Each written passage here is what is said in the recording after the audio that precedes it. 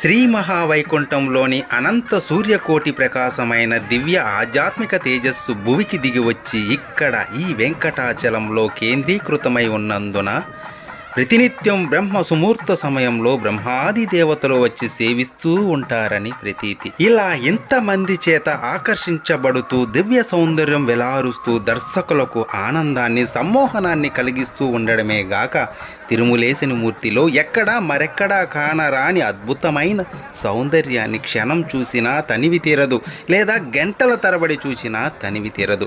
ఒక్క నిమిషం చూచినా, ఒక గంట చూచినా వెలుపలికి వచ్చిన వెంటనే ఆ శతకోటి మన్మదాకారం భక్తుని మనోవీధి నుండి అదృశ్యమై మళ్ళీ మళ్ళీ అంటూ పునర్దర్శనానికి మనస్సు అర్రులు చాస్తూ ఎదురు చూస్తూనే ఉంటుంది.